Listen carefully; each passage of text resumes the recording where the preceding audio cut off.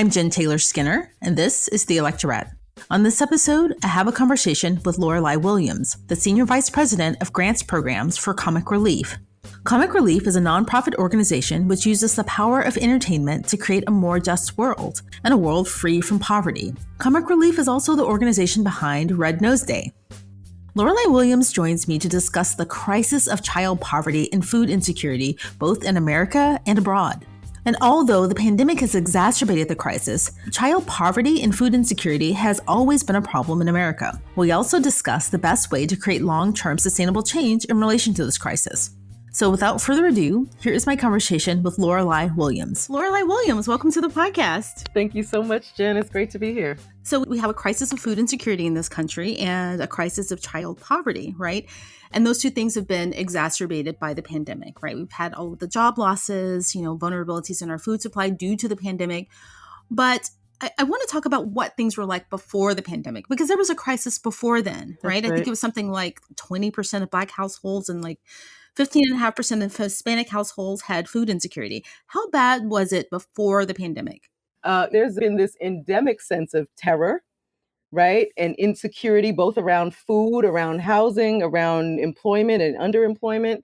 That has been with communities of color, and we can specifically speak to Black communities here. But that it's been, a part of sort of the historical experience of Black people and people of color, Indigenous people, certainly in this country.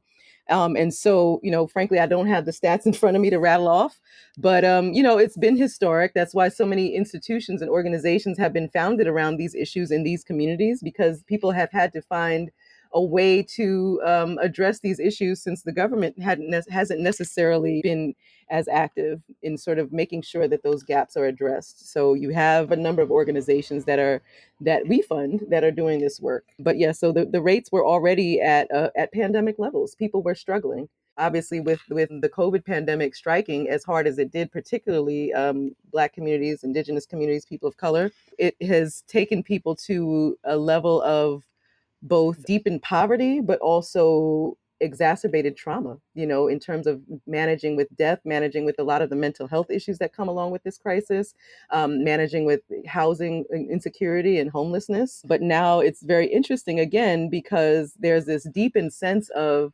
sensitivity and perhaps empathy across the country, because people are getting a sense of, oh, this is what you all have been living all along, I've been thinking about this a lot lately, too, with a lot of these, debates that have been happening publicly amongst progressives and amongst liberals about like, we're all poor. We can't have the lives that our parents had. But a lot of us have been living like that way for centuries. Just thinking of myself growing up, we were lower middle class, poor by a lot of people's standards, and I got free lunches. Yep.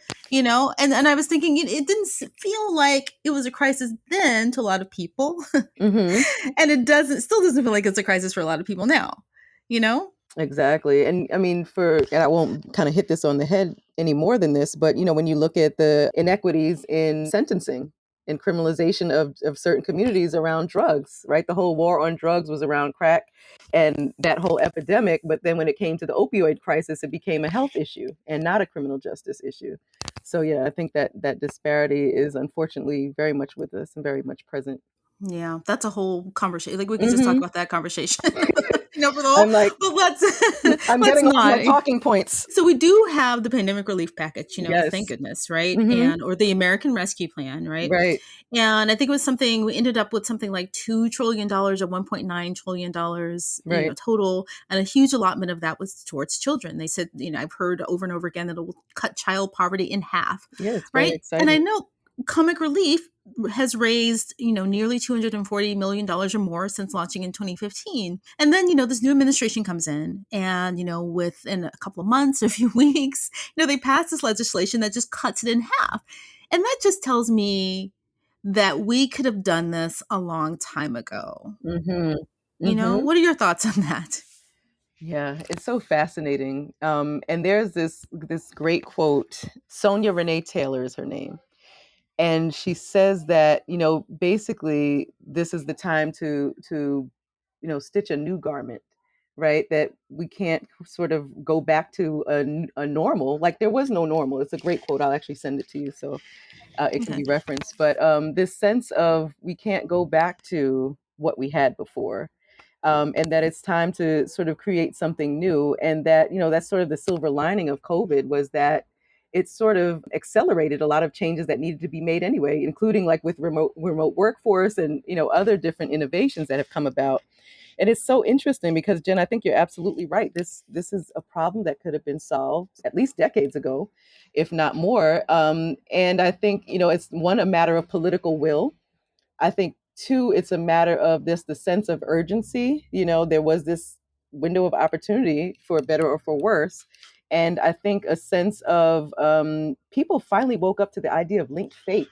They realized, well, if people can't get childcare, then they can't return to work, then my business can't run. It's like I think people identified deep in self-interest. And so it was like, okay, there may be some reason why it's in everyone's interest that everyone's votes rise. But I absolutely think it could have been done sooner. And, I'm really heartened hearing about this projection of 5 million children being lifted out of poverty within a year. I mean, it's incredible what we can do with will and with, the resourcing and with all these different actors sort of working together across sectors. But I think what my only concern is, right, because, with a nonprofit, you want to work yourself out of a job. So I'm like, great, child poverty in the US will be cut. So, there's less to do, but I think for a number of reasons that's not a reality, and I can speak to that in a minute. But my concern here is that this is a 1-year policy, as far as I understand it. And so, there's a bigger vision of building out a plan, but then just concerned that, yes, we finally did something that should have been done a long time ago. What is the vision for sustaining it? There's subsidized childcare, there's free pre-K and community college even being contemplated here or proposed here, free school lunches, family leave, childcare, all those different pieces that we know when you put them together really have a chance to address intergenerational poverty in a really tangible way. But if it's not a sustained policy, I just want to see the vision for what comes next, beyond this political moment. Because for better or worse, a lot of people within a year, and maybe some have already gone back to their lives as normal. And so that sense of urgency can disappear. And so I want to make sure that, the vision, which is a grand one, can be materialized beyond this year. No, you're absolutely right. You read my mind because that was my next question. I was thinking, your organization has been focusing on this in relation to the long term, in relation to making changes that are sustainable, right? I mean, when you think about it, it's great that child poverty will be cut in half by this package, but firstly, it's a package, right? It's a Right. political moment, like you said, right? And still, you still have half of those children who will still be in That's poverty. right. Yeah. That's right. And I know that your organization is focusing on not just in America, but generally, getting child poverty to zero. I mean, in Mm-hmm. America, at least we should be able to do this. So what changes do you think need to happen, systemically, culturally to make this long-lasting change? Sure. I mean, I think there's so many different aspects of change. I think of it sort of like the spokes in a wheel, that propel us forward towards a future without child poverty or cutting it at a more significant level than in half. So I think about, public policy changes that need to happen. I think about, the role of corporations in here. I think of course, my sector, the nonprofit and philanthropic sector, and what needs to be done. And so for the moment, because there's so much to sort of wrap our arms around, I want to focus on, I think, what the philanthropic sector can do, what the nonprofit sector can do, and in some ways, what they've really led. I want to say led the country on, right? Because so many of the organizations that we fund, for example, those who are working to end food insecurity, they already understand the importance of public policy, and so we may be funding them for some sort of more of the direct service side of their work, but there have been immense sort of efforts by the nonprofit sector to really make sure that they align and build coalitions with other organizations working to shift public policy, so that again, some of those pieces of those strategies around childcare, around paid family leave, around child tax credits, so that those can sort of be institutionalized, and SNAP and all those other pieces of legislation around food insecurity.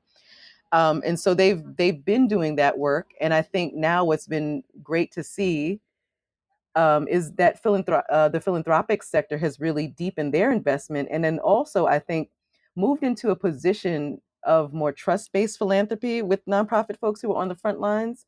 And so, through COVID, there was this, I think it was 700 signatories. It was a council of foundations issued this sort of statement around, what is our stance with regard to supporting nonprofits through this era of COVID. And it was really sort of being led by the sector instead of us leading, and frankly, funders do often, unfortunately, drive a lot of the work that gets done or gets funded, I would say. And I think now there's a sense of, you guys are actually deep in the work. Let's stop and listen and be responsive to what you need. And so I think the more that can continue to happen, the more that we can sort of, still have some sense of accountability, right, for how the funding is done and how the programming gets done, but also leave a sense of spaciousness, knowing that we want to make sure that nonprofits have the time and capacity to focus on the work and not always on, completing, dotting I's, crossing T's on all these sort of lengthy reports that foundations can be known for doing. So I think that's some pieces of work around the nonprofit sector.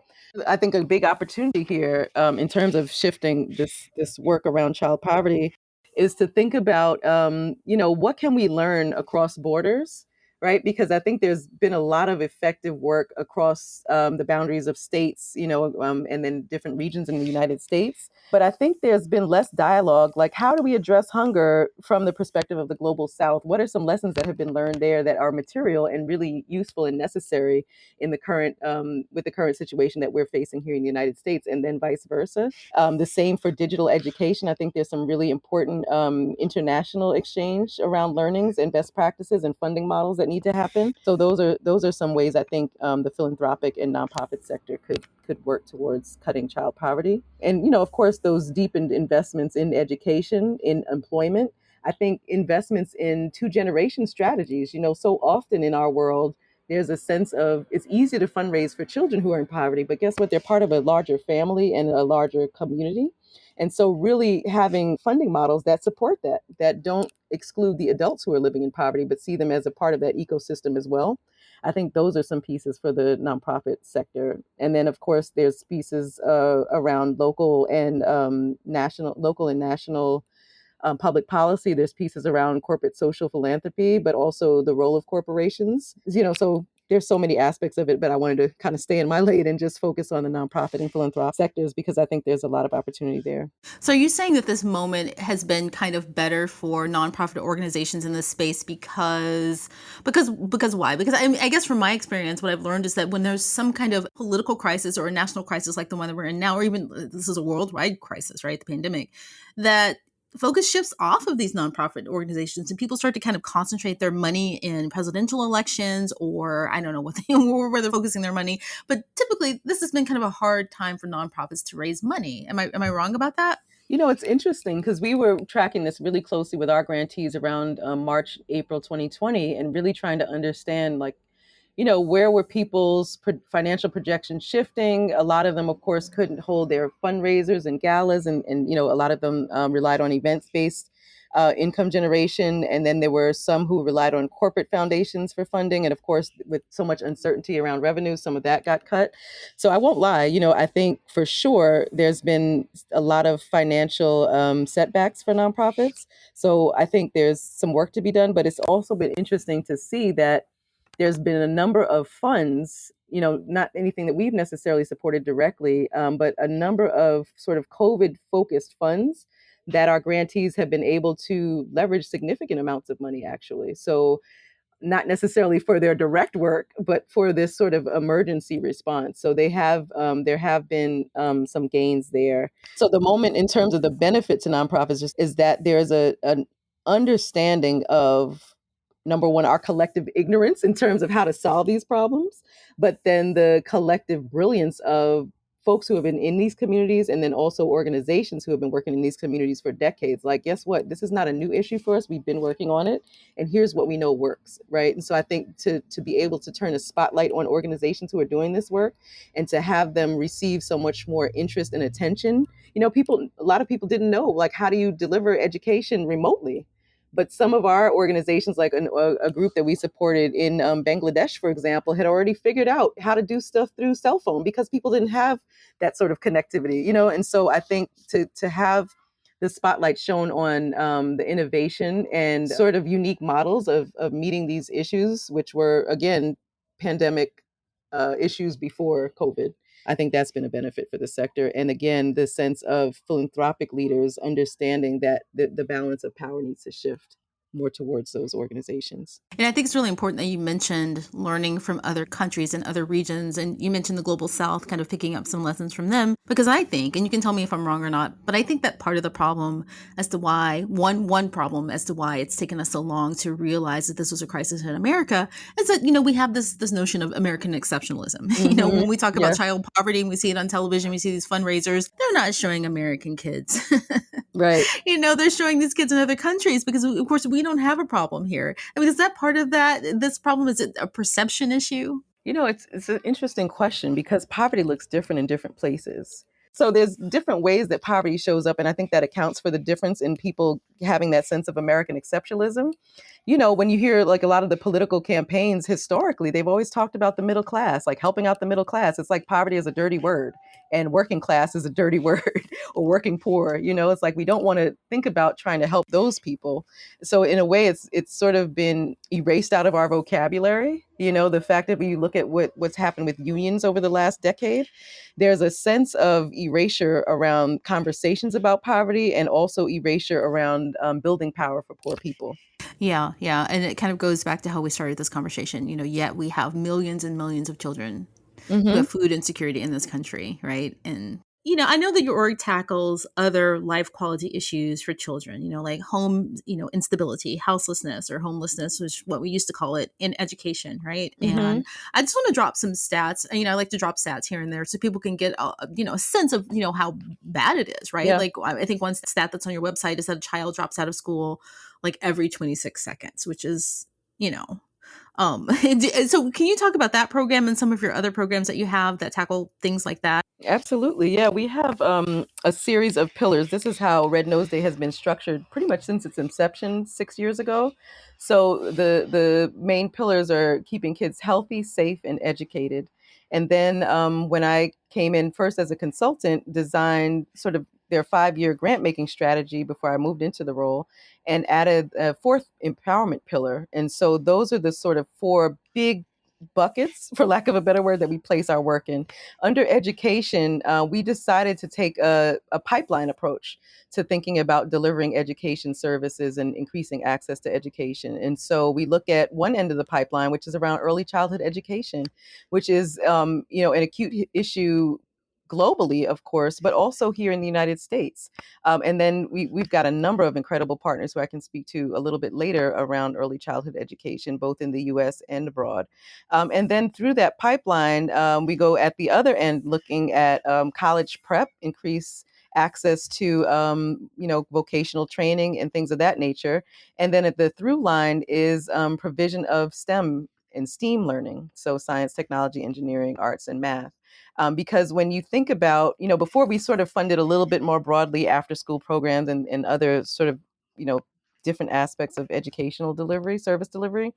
But why we landed on the pipeline, and particularly with that the through line of STEAM, was to think about, what is it that will make a tangible sort of pathway out of poverty for young people, right? And we know STEAM and sort of the new economy and where it's headed, that poor people and people of color are least equipped to compete in that arena. And then also, have less access to sort of education, in quality education, let's put it that way, in those areas. And then early childhood education, because of all the studies that we know, that really is a big marker of future educational success and employment opportunities and income.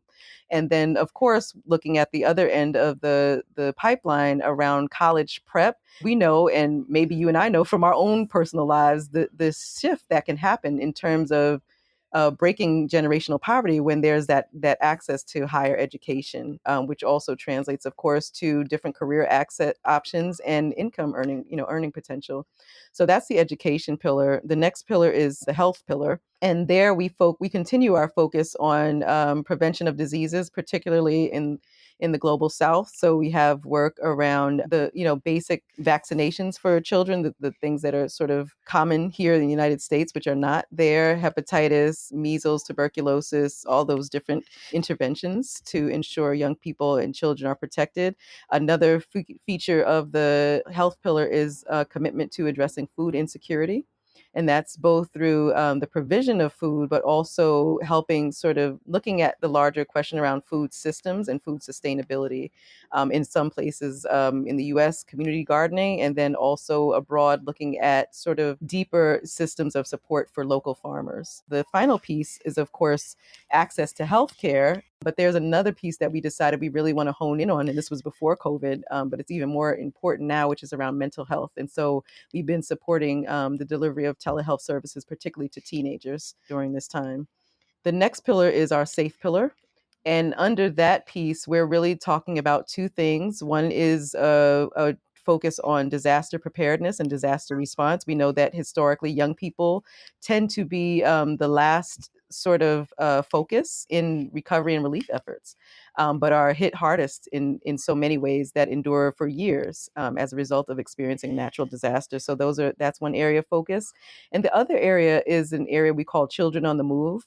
And within the sort of international human rights frame, when we think of children on the move, that's really about refugee and migrant children. And for us, that is of critical importance, particularly when you look at what's happening with Myanmar, with Colombia and Venezuela, and so many other places around the world, obviously at the U.S. border.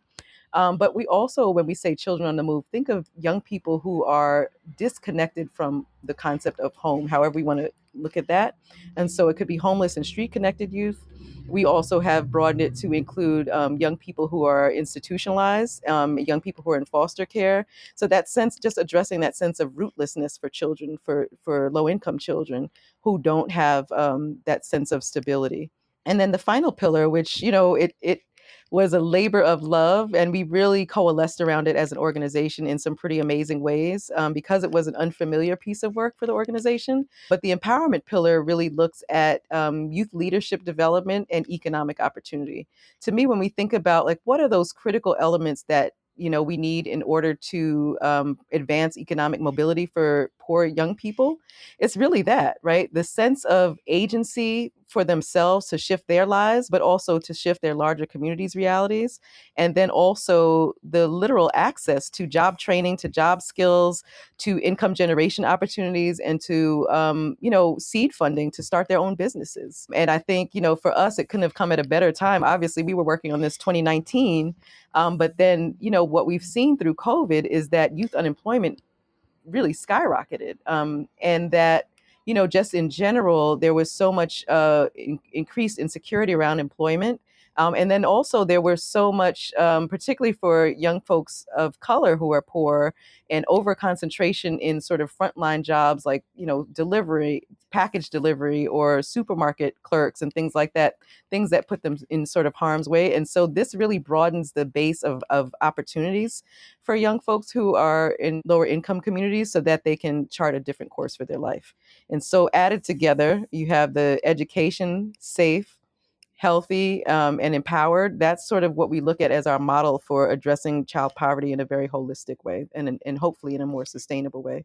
Yeah, that's amazing. When I was listening to that, I was listening to some conversation on a podcast the other day about, how all of these pieces, which are invisible to other people, but how they come together to, keep children, in poverty. And then, they kind of, support that generational poverty, right? Mm-hmm. If you're not healthy, if you don't have mental health care, if you don't have, just a natural disaster or any kind of disaster, pandemic, if you're already impoverished or you have food insecurity, each little chink can take you down, That's right, right. on the totem pole. So I'm glad that you're focusing on all these separate pillars and, to kind of lift up the entire child, like a holistic approach, like you said. So that's great.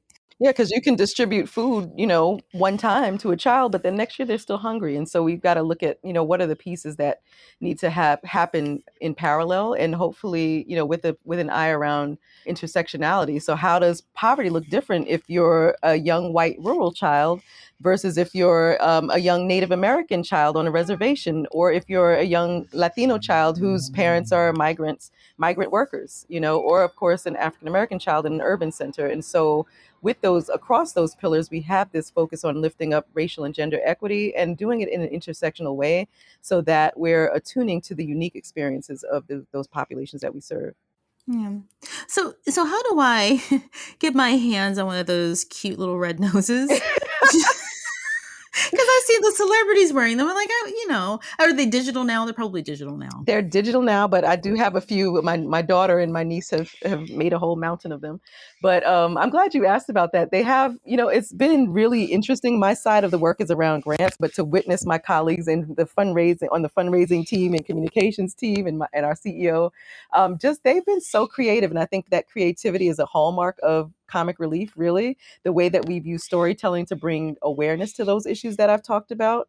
Because for the average person in the United States, they don't really know, or maybe don't want to know so much about the details around food insecurity and what it takes to really turn that situation around. But what they're able to do is sort of make change feel fun and feel engaging and build community around that change making. And so the Red Nose Day is sort of this like little cute symbol of hope, and sort of a beacon of a community that really stands together for children. And so what they've done, of course, last year we didn't do the noses for so many reasons, right? People were wearing masks, and that made it kind of hard. So they pivoted to this digital online nose, and so that's where you can get it. But now there are red nose masks. The last thing I'll say connected to this is that with the noses, I think it's a nice way to bring attention to these stories of change that are happening locally. So I mentioned Children's Health Fund earlier, and we just actually completed this round of filmmaking with our grantees. And so one of them was Children's Health Fund, and they've got chapters all across the United States.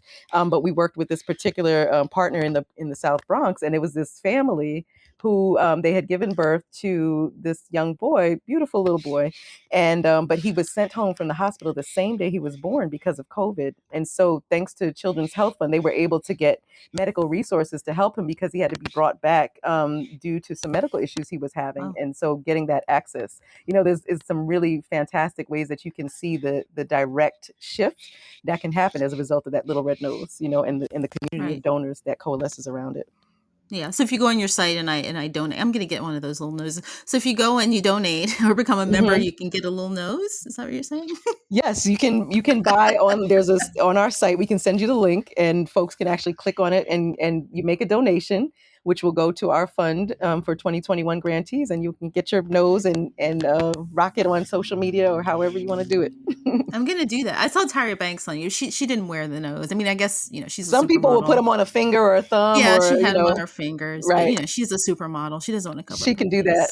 She can do that. She has to smize. So you remember that, the smile with your eyes, which we've all been doing with the mask now. So she can't cover up her nose. She can't go, but I will cover up my nose anyway. So I want to ask you about a recent initiative, because now you have a new youth advisory council. Tell me about that. We launched that program in 2020, but had been designing it for a while before then. And we've got 8 phenomenal young people from the US and around the world who are coming together to advise us on our grant making, which was really critical, right? We want to make sure that we're putting young people from those communities we serve at the center of what we do, so that we're learning from them, in this particular moment around COVID. What are the issues that are most compelling to you? What's really been the most challenging for you and your communities? And so they've been advising us on our theory of change, which is something we're putting together around transformation and addressing intergenerational poverty. So they've weighed in on that. They're weighing in on our safe pillar. We have an impact study being done now, but the most exciting piece of work that we're doing together is building a new fund that they're going to run. And so they've coalesced around 3 issues, which are hunger, access to education and mental health care. And they've got some through lines around racial and gender equity there too. And the fund will be targeting the places where they're from. And so they've declared they want to have a focus in the U.S. around Black, Indigenous, people of color, young people of color, youth from those communities. We'll also be funding in Cambodia, in Colombia, Somalia, and Kenya, and really having them at the forefront of designing the fund, our grant making guidelines, and the selection of the grantees. That's excellent. I love it. Well, Lorelei Williams, thank you so much for joining me, and thank you for this wonderful conversation, and just thank you for everything you do. And I will send you a photo of me with my red nose once I get it. Oh, awesome. Thank you so much, Jen. It's been a pleasure.